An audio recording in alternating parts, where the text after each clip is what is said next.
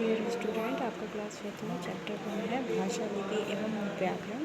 भाषा के बारे में बात की गई है। यहाँ पर भाषा वह साधन है जिसके द्वारा व्यक्ति अपने विचारों को बोलकर या लिखकर दूसरों तक पहुँचाता है और दूसरों के विचार सुनकर या पढ़कर समझता है। अब भाषा के रूप दिए गए हैं यहाँ पे मौखिक भाषा, लिखित भाषा और सांकेतिक भाषा। मौखिक भाषा जब हम बोलकर अपने विचारों को दूसरों के सामने प्रकट करते हैं वो मौखिक भाषा होती है। लिखित भाषा जब हम लिखकर अपने विचारों को प्रकट करते हैं उसे लिखित भाषा कहते हैं। तथा सांकेतिक भाषा जब हम संकेत के माध्यम से अपने भावों को व्यक्त करते हैं उसे सांकेतिक भाषा कहते हैं। आगे यहाँ पे बात की गई है लिपि की। तो लिपि भाषा की वह ध्वनि जिसे विशेष लेखन चिन्हों के द्वारा प्रकट किया जाता है उसे लिपि कहते हैं।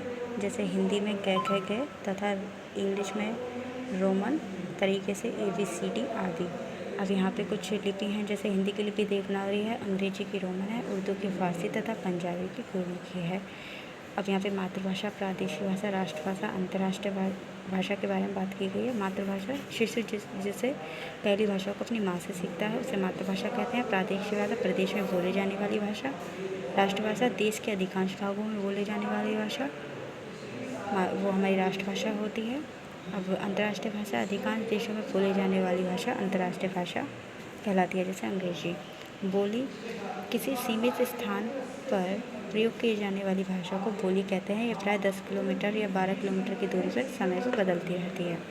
अब यहाँ पर व्याकरण की बात की गई तो व्याकरण वह विज्ञान है जो हमें प्रभावी ढंग से लिखना, बोलना और पढ़ना सिखाती है। तो यहाँ पर परिभाषा यही है, व्याकरण वह विद्या है जिसके ज्ञान से हम भाषा के शुद्ध रूप को बोलते और समझते और लिखते हैं। तो व्याकरण के 3 भेद होते हैं यहाँ पे।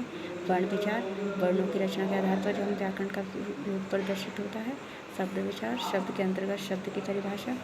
और वाक्य विचार, वाक्य के अंतर्गत हम वाक्य की रचना के बारे तथा इसके विवरण के बारे में पढ़ते हैं।